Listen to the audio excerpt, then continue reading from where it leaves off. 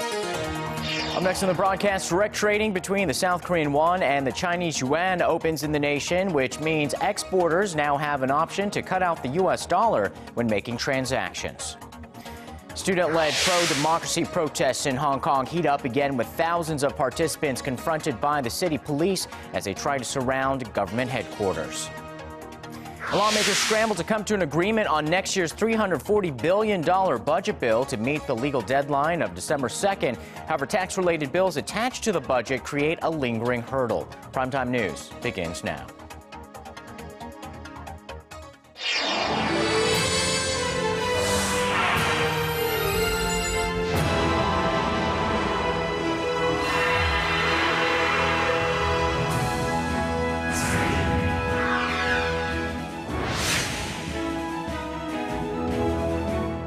Welcome to Primetime News. Hope your week is off to a great start. Live from Seoul, I'm Sean Lim. And I'm Kang Tae-ri. Thanks so much for joining us tonight. We begin with the opening on this Monday of a direct trading market for the Korean won and the Chinese yuan, which creates a game-changing currency platform, especially for the country's exporters. Korea also has moved one step closer to its goal of emerging as an international hub for offshore yuan transactions. Our Hwang Ji-ae takes a look at the potential benefits of this new market.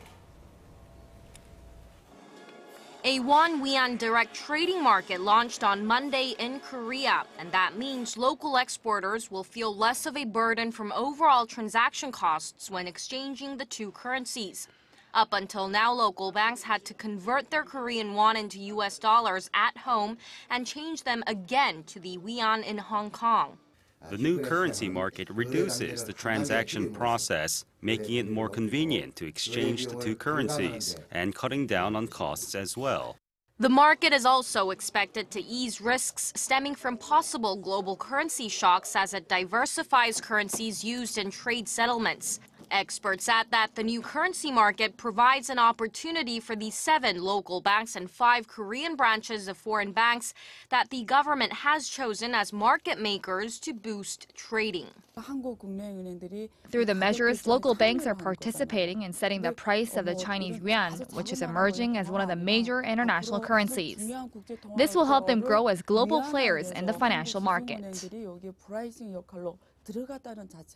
But there's a long way to go before the market realizes its full potential. Korea's central bank pledged support if needed. If it's necessary to stabilize the market, we will provide some of the yuan that was secured through our currency swap with China. The market will be open every weekday from 9 a.m. to 3 p.m. with a minimum transaction amount of 1 million yuan or roughly $160,000. The won opened its first day 180.30 against the yuan and closed the day at 180.77. Now, there are high expectations the new currency market could breathe new life into the local financial market. Hwang Ji-ae, Arirang News. The details on Samsung Group's annual reshuffle of positions are out. No drastic shifts were made this year, and no one from the controlling E family was promoted. Analysts say the group is focused on keeping management operations steady for now, as Chairman Lee Gun-hee is still in the hospital after suffering a heart attack back in May. In its first reshuffle after E's absence, Samsung Group heir apparent Lee Jae-yong kept the 3 CEOs at Samsung Electronics, but did send a warning sign to the slumping handset sector, removing 3 presidents of the IT and mobile division from their post. Samsung Electronics saw some of its worst performance numbers last quarter, with profits hitting a 3-year low and sales falling below $50 billion for the first time in 2 years.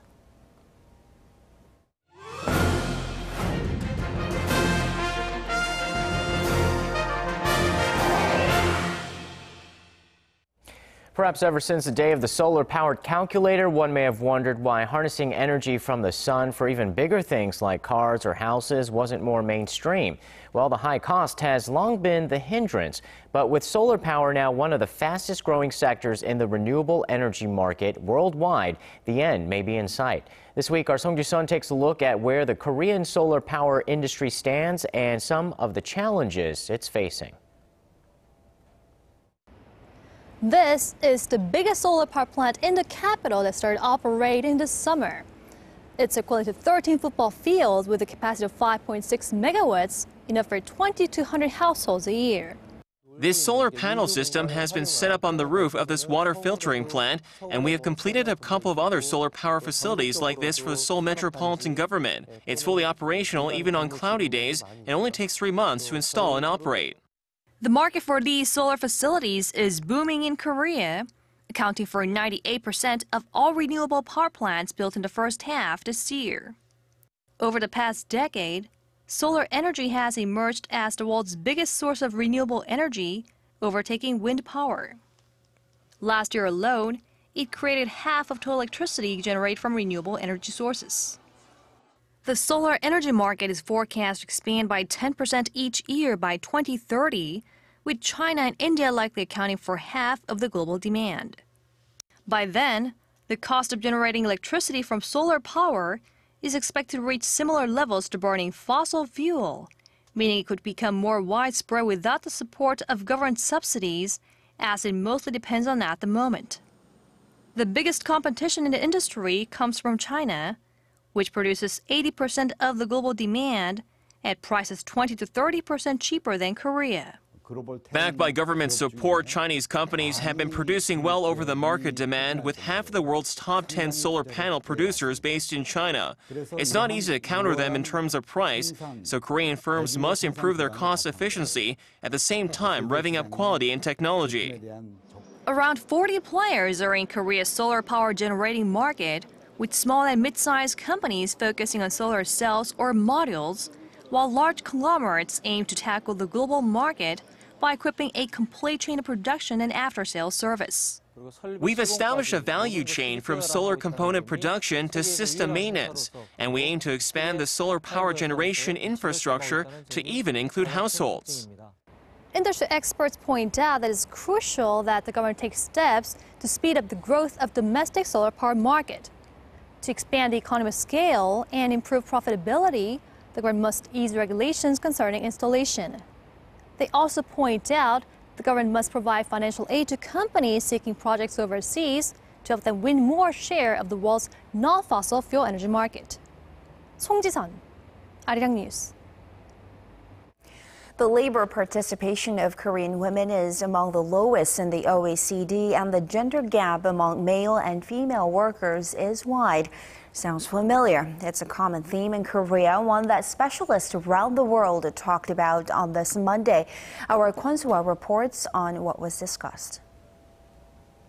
Report about how the average Korean woman is almost forced to choose between her career. While more women are entering the workforce here in Korea, the glass ceiling certainly remains. Korea's chronically low birth rate and rapidly aging population. The problems surrounding women and work in Korea can be best described as chronic. What's regrettable is that there is so much potential for Korean women to hugely succeed career-wise, but job and family circumstances are often considered major factors that stand in their way.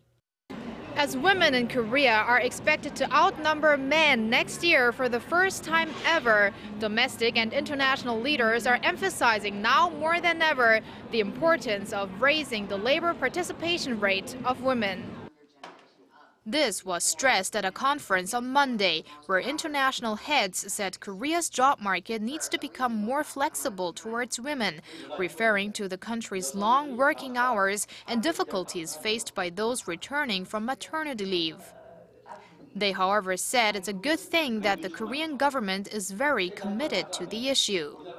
The government has been developing diverse policies to support women to maintain their career while keeping work-life balance. One of these core policies is the family-friendly cooperation certification. That policy gives incentives to family-friendly companies, making more quality part-time positions available and providing assistance to female re-employment support centers were also mentioned. International leaders say the Korean government's goal of raising the female labor participation rate to 70% in 2017 from the current 55% is ambitious but attainable. The country has extremely highly educated pool of educated women, which is a very good baseline to start. Secondly, it has very clear policies, not only policies, but plans how to get there. And I think now it's just a matter of implementation. 권소아, 아리랑 뉴스.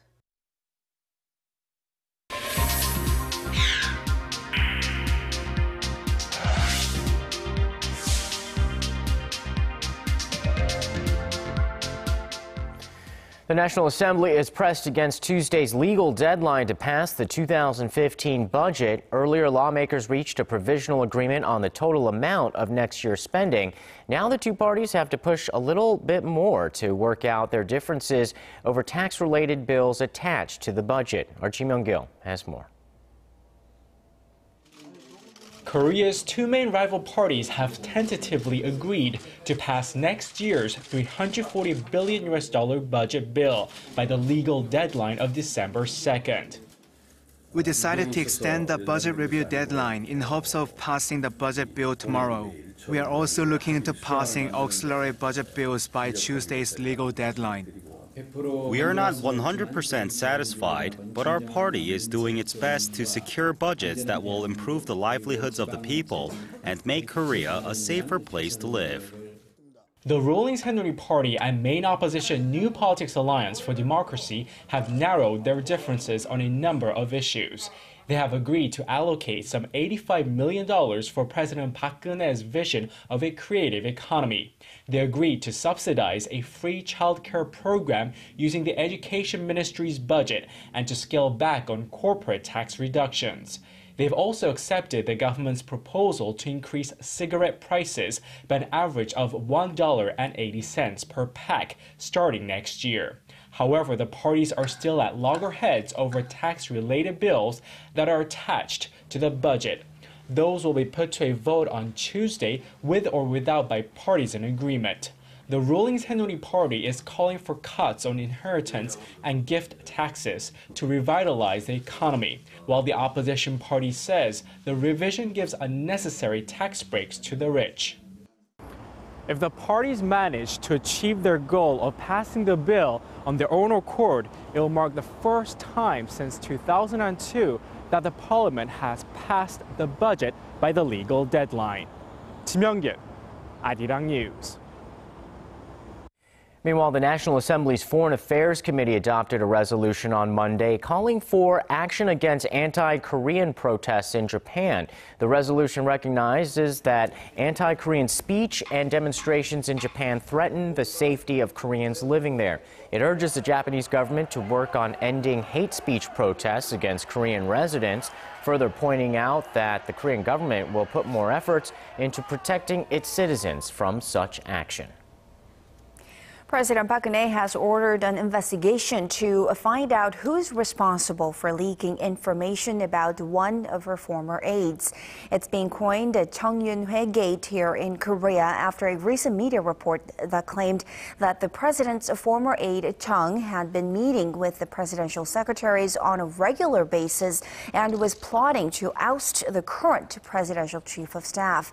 At a meeting with her senior secretaries Monday, President Park took the case head-on and denied those claims. She said her office frequently receives information that's based on rumor or speculation, and that the prosecution should look into the case to find out who leaked the information and for what purpose, and to seriously punish those responsible. The leaders of ASEAN member countries will flock to Korea for a special summit next week. It's being dubbed the most important diplomatic event hosted in Korea this year. Our Hwang Sung-hee shows us why. Since establishing dialogue relations in 1989, the Association of Southeast Asian Nations has become one of South Korea's most important partners. Trade volume with ASEAN jumped 16-fold from some $8 billion in 1989 to $135 billion last year, making ASEAN Korea's second largest trade partner. The region is also the #3 investment destination for Korean businesses, after the United States and China. Korea invested $3.8 billion in ASEAN, accounting for over 12% of Korea's total overseas investment last year. Korean builders received the second most construction orders from ASEAN last year, worth more than $14 billion. Ties are not just limited to economic cooperation either. ASEAN is the top tourist destination for Koreans, with some 5 million out of the 14 million outbound Koreans heading to the bloc last year. Korea received nearly 1.6 million visitors from ASEAN countries, which was the third largest number after China and Japan. That number is expected to grow, thanks to Southeast Asia's love for Hallyu, or the Korean wave. Some 330,000 people from ASEAN countries live in Korea, making up a quarter of foreign population in the country. These include workers, marriage migrants, and students contributing to Korea's economic development and to its transition into a mature, multicultural society. And the Korea-ASEAN Commemorative Summit, set to take place in Busan on December 11th and 12th, is expected to further boost their strategic relations. 황상희, Arirang News. Currently, there are about 28,000 U.S. troops stationed in South Korea, but according to recently released documents, there might not have been any today if former U.S. President Jimmy Carter has his way. Connie Kim reports on the recently declassified U.S. documents that shed light on this pivotal decision. In January 1977, soon after U.S. President Jimmy Carter is inaugurated, he orders a review on the removal of all U.S. troops from South Korea. Top government officials strongly oppose the idea, but Carter stands firm, working on reports that the two Koreas had balanced military power, thereby making it harder for them to go to war. 2 years later, Carter backtracks, citing a buildup in North Korea's military strength. Now we have a better idea of what changed then-President Carter's mind thanks to a recently declassified CIA document. Carter knew at the time of his announcement that North Korea had 80% more tanks in its arsenal than previously reported, and had deployed some 270 tanks and 100 armored personnel vehicles within 100 kilometers of the demilitarized zone.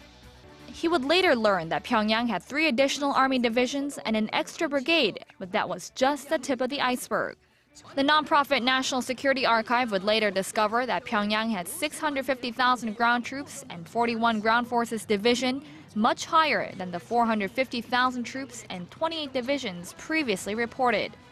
In January 1979, the National Security Archive's report was leaked, leaving then-President Carter no choice but to abandon his review and plans to pull U.S. troops from the peninsula. Connie Kim, Arirang News.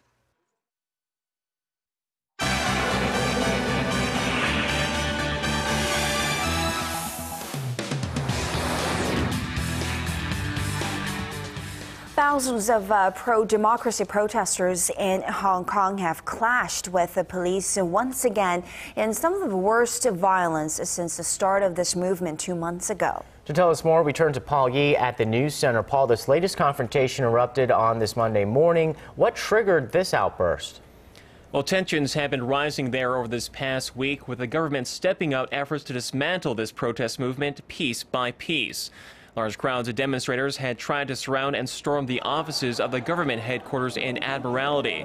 In response, riot police aggressively pushed back the mob with batons and pepper spray, a move many protesters condemned as an excessive use of force.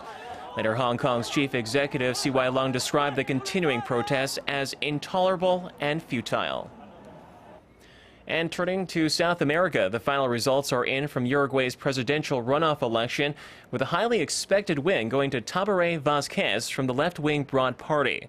The 74-year-old doctor-turned-politician won by a comfortable margin with nearly 53% of the votes, while his center-right challenger Luis Lacaze Pau trailed with about 41%.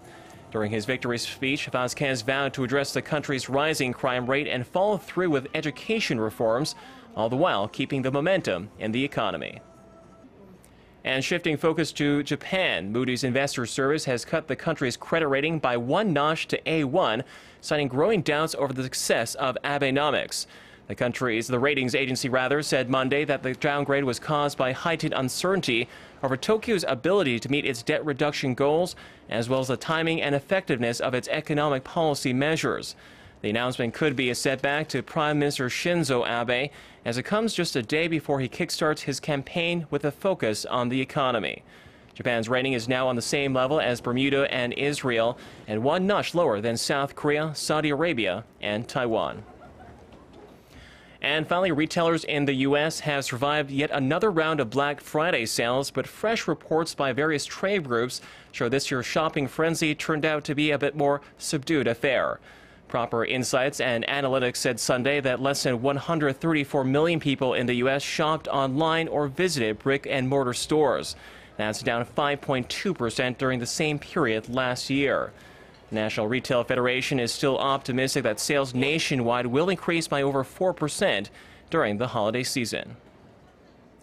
And that wraps up our look at international stories for now. I'll see you back here tomorrow night.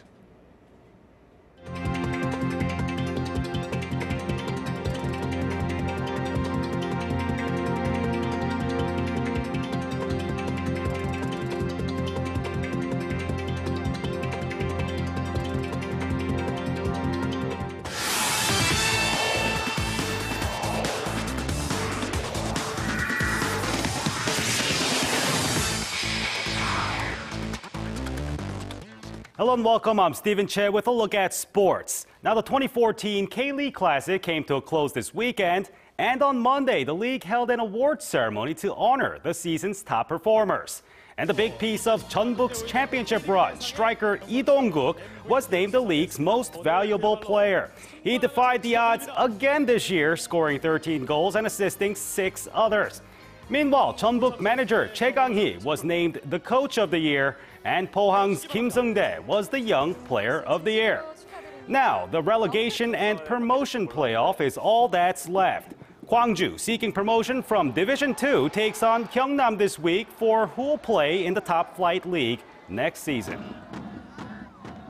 And the football season may be over, but the basketball season is heating up. To Monday's KBL matchup, the LG Sakers hosted the Mobis Phoebus in Changwon. And both teams fly out the gate with Mobis taking a 2-point lead at the half. And Mobis blows it open in the third thanks to Yang Dong-gun and Ricardo Ratliff. And LG can't recover, giving Phoebus their third win in their last 4 games. And flying over to pro volleyball, first to the ladies. The Hunguk Life Pink Spiders went up against the Korea Ginseng Corporation. And the #1 Pink Spiders put KGC in a sticky situation early with a potent attack, and they wrap it all up in straight sets. Also in Incheon, the Samsung Hwajae Blue Fangs rebounded from a first set loss to take down the Korean Air Jumbos and secure their spot atop the standings. And moving on, the Asian Football Confederation, in a ceremony marking its 60th anniversary, handed out its annual awards.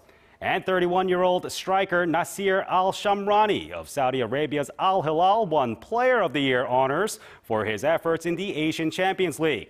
Meanwhile, ACL champions, the Western Sydney Wanderers, won the Club of the Year, and its manager, Tony Popovich, was named Coach of the Year. Finally, to the NBA, the LA Lakers' Kobe Bryant, who's earned a plethora of honors in his career from multiple MVP awards, scoring titles, and championships, has again set himself apart from the rest of the league. The 19-year veteran reached the 6,000 assist plateau with a triple-double in his latest game to stand alone as the only player in NBA history with at least 30,000 points and 6,000 assists. But he's not done just yet. 139 points separates Bryant from his next milestone, which is third on the all-time scoring list, currently held by Michael Jordan. And that wraps it up for sports. Your weather's coming up next. Have a great night.